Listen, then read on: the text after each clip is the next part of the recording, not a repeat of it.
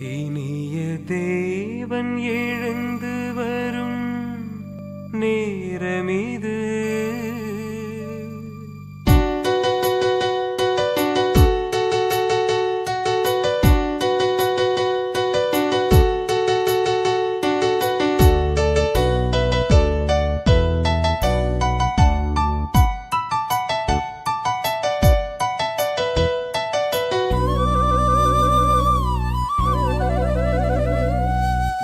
தேவன் எழுந்து வரும் நேரமிது.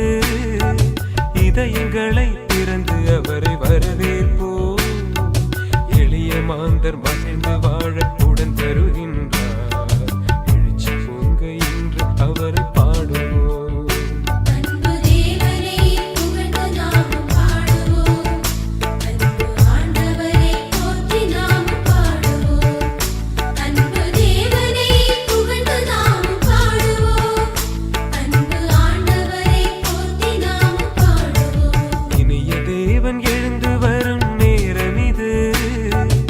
இதயங்களை திறந்து அவரை வரவேற்போம்.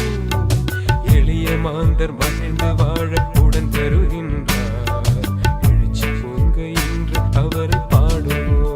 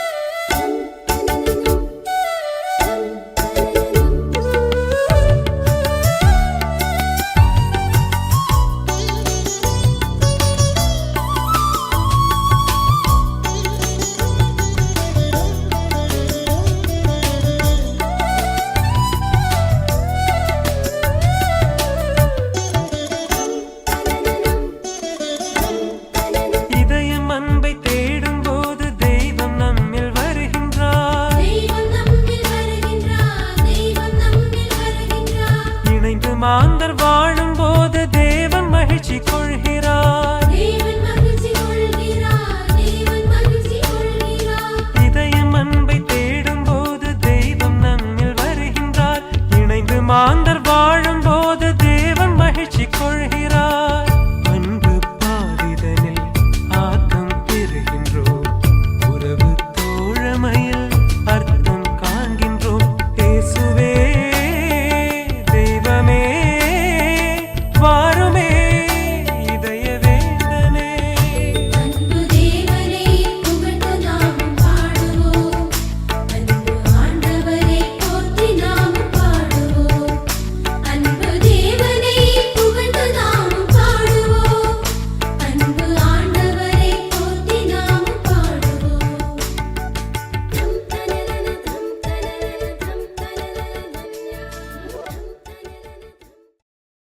டிசம்பர் மாதம் 15ஆம் திகதி, திருவருகை காலம் 3ஆம் வாரம், திங்கட்கிழமை. முதல் வாசகம்.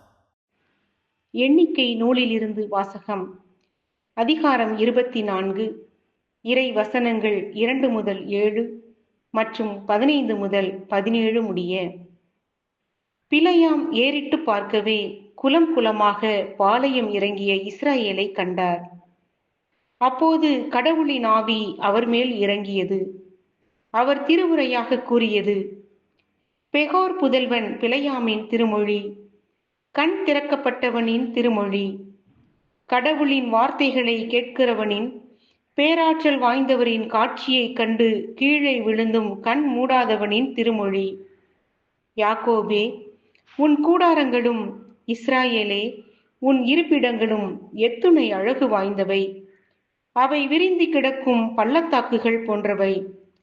ஆண்டவர் நட்ட அகில் மரங்கள் போன்றவை. நீர் அருகில் உள்ள கேதுரு மரங்கள் போன்றவை. அவனுடைய நீர்க்கால்களில் இருந்து தண்ணீர் ஓடும். அவனது விதை நீர்த்திரளின் மேல் இருக்கும். அவனுடைய அரசன் ஆகாகை விட பெரியவன். அவனது அரசு உயர்த்தப்படும்.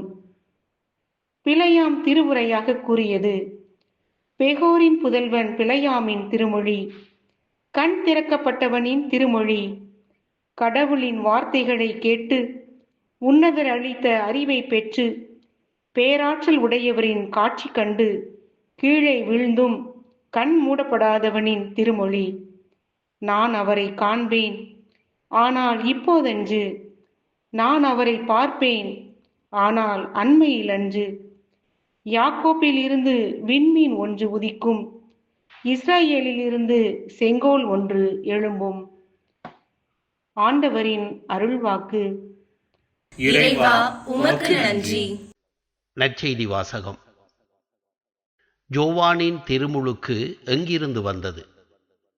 மத்தேயு எழுதிய தூய நற்செய்தியிலிருந்து வாசகம். அதிகாரம் 21 வசனங்கள் 23 27 வரை. அக்காலத்தில் இயேசு கோவிலுக்கு சென்று கற்பித்துக் கொண்டிருந்த போது தலைமை குருக்களும் மக்களின் மூப்பர்களும் அவரை அணுகி, எந்த அதிகாரத்தால் நீர் இவற்றை செய்கிறீர்? இந்த அதிகாரத்தை உமக்கு கொடுத்தவர் யார் என்று கேட்டார்கள். இயேசு அவர்களுக்கு மறுமொழியாக, நானும் உங்களிடம் ஒரு கேள்வி கேட்கின்றேன். நீங்கள் அதற்கு மறுமொழி கூறினால் எந்த அதிகாரத்தால் இவற்றை செய்கிறேன் என்பதை நானும் உங்களுக்கு சொல்வேன். யோவானுக்கு திருமுழுக்கு அளிக்கும் அதிகாரம் எங்கிருந்து வந்தது? விண்ணகத்தில் இருந்தா, மனிதரிடம் இருந்தா என்று அவர் கேட்டார். அவர்கள் விண்ணகத்தில் இருந்து வந்தது என்போமானால் பின் ஏன் நீங்கள் அவரை நம்பவில்லை என கேட்பார். மனிதரிடமிருந்து என்போமானால் மக்கள் கூட்டத்தினருக்கு அஞ்ச வேண்டியிருக்கிறது. ஏனெனில் அனைவரும் யோவானை இறைவாக்கினராக கருதுகின்றனர் என்று தங்களிடையே பேசிக்கொண்டார்கள். எனவே அவர்கள் இயேசுவிடம் எங்களுக்கு தெரியாது என்று பதிலுரைத்தார்கள். அவரும் அவர்களிடம், எந்த அதிகாரத்தால் இவற்றை செய்கிறேன் என்று நானும் உங்களுக்கு கூற மாட்டேன் என்றார். ஆண்டவரின் அருள்வாக்கு. கிறிஸ்துவே உமக்கு புகழ்.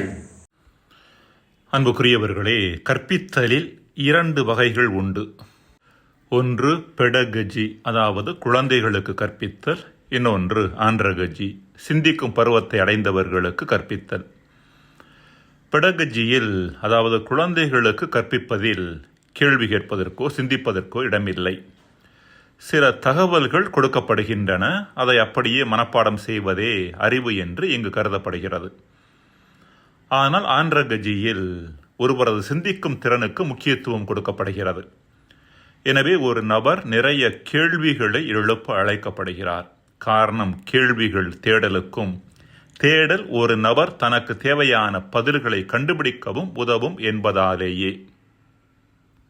எனினும் எல்லா கேள்விகளும் தேடலுக்கு இட்டுச் செல்வதில்லை. கேள்விகள் பலவிதம், ஒவ்வொன்றும் ஒரு விதம்.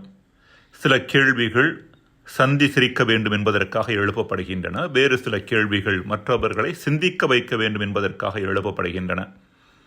சில கேள்விகள் மனிதர்களை சோதிக்கின்றன, வேறு சில கேள்விகள் மனிதர்களை சாதிக்க தூண்டுகின்றன. சில கேள்விகள் மற்றவர்களை அடக்குவதற்காக கேட்கப்படுகின்றன, வேறு சில கேள்விகளோ மற்றவர்களை அடுத்த நிலைக்கு கொண்டு செல்வதற்காக கேட்கப்படுகின்றன. சில கேள்விகள் தன் உண்மை நிலையை பிறர் கண்களிலிருந்து மறைப்பதற்காக கேட்கப்படுகின்றன, வேறு சில கேள்விகளோ தன் உண்மை நிலையை தான் உணர்ந்து கொள்ளும் பொருட்டு கேட்கப்படுகின்றன. இன்றைய நற்செய்தியில் தலைமை குருக்கள் இயேசுவிடம் ஒரு கேள்வியையும், இயேசு தலைமை குருக்களிடம் ஒரு கேள்வியையும் கேட்கின்றனர். தலைமை குருக்கள் இயேசுவை பார்த்து, எந்த அதிகாரத்தால் நீர் இவற்றை செய்கிறீர் என்று கேட்கின்றனர். தலைமை குருக்களின் இக்கேள்வியானது இயேசு எருசலேம் ஆலயத்தை தூய்மையாக்கியதன் பின்னணியில் புரிந்து கொள்ளப்பட வேண்டும். இயேசு அவர்களை பார்த்து, யோவானுக்கு திருமுழுக்கு அளிக்கும் அதிகாரம் எங்கிருந்து வந்தது? விண்ணகத்தில் இருந்தா, மண்ணகத்தில் இருந்தா என்று எதிர்கேள்வி எழுப்புகின்றார். இரண்டுமே கேள்விகள்தான் என்றாலும் 2 கேள்விகளுக்கும் இடையே பாரதூர வித்தியாசம் உண்டு. தலைமை குருக்களின் கேள்வியின் நோக்கம் இயேசுவின் உண்மை அதிகாரத்தை கேள்விக்குட்படுத்துவது. இயேசுவின் கேள்வியின் நோக்கம் தலைமை குருக்களது போலி அதிகாரத்தை கேள்விக்குட்படுத்துவது. தலைமை குருக்கள் தங்களது கேள்வியின் மூலம் இயேசுவை அடக்க துணிந்தனர். இயேசு தன் கேள்வியின் மூலம் அவர்களை தேடத் தூண்டினார். தலைமை குருக்களின் கேள்வி அவர்கள் தங்களிலிருந்தே அந்நியப்பட்டு இருந்ததை வெளிக்காட்டுகிறது. இயேசுவின் கேள்வியோ அவர் தன் உண்மை நிலையை உணர்ந்திருந்தார் என்பதை சுட்டிக்காட்டுகிறது. தலைமை குருக்களின் கேள்வி இயேசுவை சூழ்ச்சியில் மாட்டுவதற்காக கேட்கப்பட்டது. இயேசுவின் கேள்வியோ தலைமை குருக்களை பாவ வீழ்ச்சியிலிருந்து மீட்டெடுப்பதற்காக கேட்கப்பட்டது. பல்வேறுபட்ட சூழ்ச்சிகள் வழியாக தலைமை குருக்கள் தனக்கு எதிராக செயல்பட முயற்சித்தாலும் இறைவன் தன்னோடு இருப்பதன் காரணமாக அவர்களால் தனக்கு எதிராக எந்த தீமையையும் செய்ய இயலாது என்பதை இயேசு அறிந்திருந்தார். கடவுள் மீது நம்பிக்கை கொண்டு அவரை அன்பு செய்யும் மனிதர்களுக்கு எதிராக எத்தகைய வலிமை வாய்ந்த மனிதர்கள் ஒன்று கூடி சூழ்ச்சி செய்தாலும் எதுவும் அவர்களை தாக்க இயலாது என்பதை இன்றைய வாசகங்கள் விளக்குகின்றன. இஸ்ரேல் மக்களை சபிக்கும்படி பாலாக்கு என்ற மோவாபிய மன்னன் பிலேயாம் என்ற குறி சொல்பவரை அழைத்தார். பிலேயாமோ இஸ்ரேல் மக்களை சபிப்பதற்கு மாறாக அவர்களுக்கு ஆசி கூறியது குறித்தும் அவர்களிடமிருந்து மீட்பர் தோன்றுவார் என்பதை இறைவாக்காக கூறியதை குறித்தும் முதல் வாசகம் பேசுகிறது. அதேபோல இயேசுவை வீழ்த்தும் பொருட்டு தலைமை குருக்களும் மறைநூல் அறிஞர்களும் அவரது அதிகாரத்தை குறித்து கேள்வி எழுப்பினர். இயேசு யூத சட்டங்களாலோ யூத தலைமை சங்கத்தாலோ அங்கீகரிக்கப்பட்ட மறைநூல் அறிஞரோ போதகரோ அல்ல. எனவே கோவிலை தூய்மையாக்குகிற அதிகாரம் உட்பட எந்த அதிகாரமும் அவருக்கு இல்லை. எனவே அவரது போதனைகளும் செயல்பாடுகளும் நிராகரிக்கப்பட வேண்டியவை என்பதை இயேசுவுக்கும் அவரது சீடர்களுக்கும் ஏன் மக்களுக்கும் உணர்த்தும் பொருட்டே தலைமை குருக்கள் மேற்கண்ட கேள்வியை எழுப்பினர். ஆனால் இயேசுவோ தனது அதிகாரம் மனிதர்களிடமிருந்து அல்ல, மாறாக கடவுளிடமிருந்தே வந்தது என்பதை அவர்களுக்கு சுட்டிக்காட்டினார். திருமுழுக்கு அளிக்கும் அதிகாரத்தை யோவானுக்கு எந்த மனிதரும் அளிக்கவில்லை, கடவுள்தான் அளித்தார். அதாவது மண்ணகத்திலிருந்து வரவில்லை, மாறாக விண்ணகத்திலிருந்தே வந்தது. அதேபோல தனக்கு கொடுக்கப்பட்ட அதிகாரம் கடவுளிடமிருந்தே வந்தது என்பதை இயேசு சுட்டிக்காட்டினார். எனவே இயேசுவை வீழ்த்த நினைத்தவர்களுக்கு கிடைத்தது வீழ்ச்சியே. கடவுள் நம் சார்பில் இருக்கின்ற பொழுது நமக்கு எதிராக இருப்பவர் யார் என்ற உண்மை இஸ்ரேல் மக்களின் வாழ்விலும் இயேசுவின் வாழ்விலும் வெளிப்பட்டதை நாம் இங்கு பார்க்கிறோம். அன்புக்குரியவர்களே, நம் வாழ்வில் கூட பல்வேறுபட்ட சூழ்ச்சிகளும் துன்பங்களும் நம்மை தேடி வருகின்ற பொழுது இறைவன் நம் சார்பாக இருந்து நம்மை காக்கின்றார் என்ற மனப்பக்குவம் நம்மிடம் இருந்தது என்றால் அங்கு கவலை இருக்காது, கண்ணீர் இருக்காது, வேதனை இருக்காது, விசும்பல்களும் இருக்காது. மன்றாடுவோமாக. இறைவா, உமது உடனிருக்கக்கூடிய பிரசன்னத்தை உணரும்போது எமக்கு எதிராக செய்யப்படுபவை கூட எமக்கு சார்பாக மாறும் என்பதை நாங்கள் உணர வரம் தாரும். ஆமென்.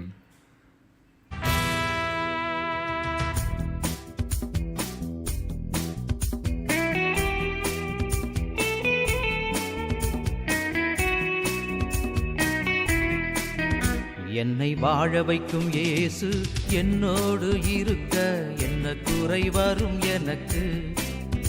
என்னை வாழ வைக்கும் இயேசு என்னோடு இருக்க என்ன குறை வரும் எனக்கு. இயேசு நாமம் வாழ்கவே, இயேசு நாமம் வாழ்கவே, இயேசு நாமம் வாழ்கவே, இயேசு நாமம் வாழ்கவே.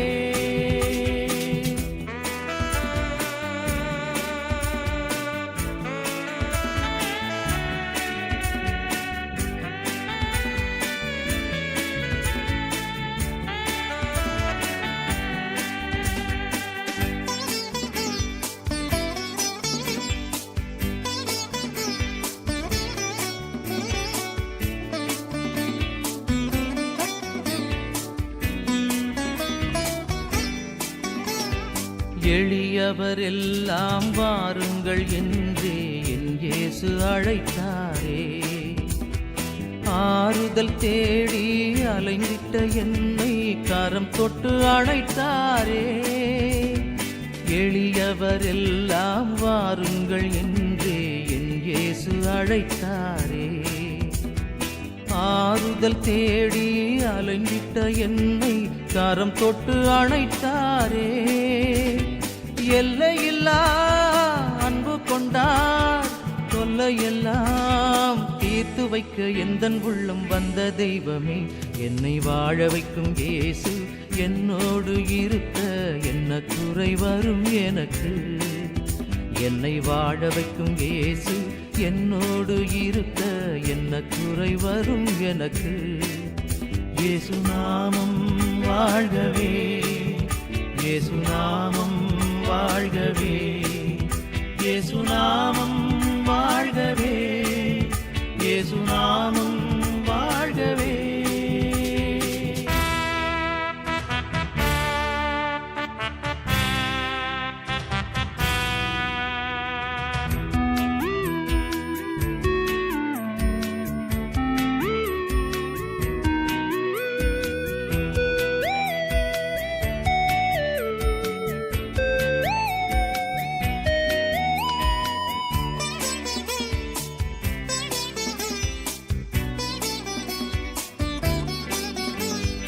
முடவர்கள் எல்லாம் நடந்தனர் எந்தன் இயேசுவின் வல்லமையால். ஒளிதனை இழந்தோர் விழிதனை அடைந்தார் கர்த்தரின் கருணையினால். முடவர்கள் எல்லாம் நடந்தனர் எந்தன் இயேசுவின் வல்லமையால். ஒளிதனை இழந்தோர் விழிதனை அடைந்தார் கர்த்தரின் கருணையினால். நம்பி வந்தேன் நல்லவரே, நன்மையெல்லாம் தந்து என்னை என்றும் காக்க வந்த தெய்வமே, என்னை வாழ வைக்கும் இயேசு என்னோடு இருக்க என்ன குறை வரும் எனக்கு. என்னை வாழ வைக்கும் இயேசு என்னோடு இருக்க என்ன குறை வரும் எனக்கு. இயேசு நாமம் வாழ்கவே, இயேசு நாமம் வாழ்கவே.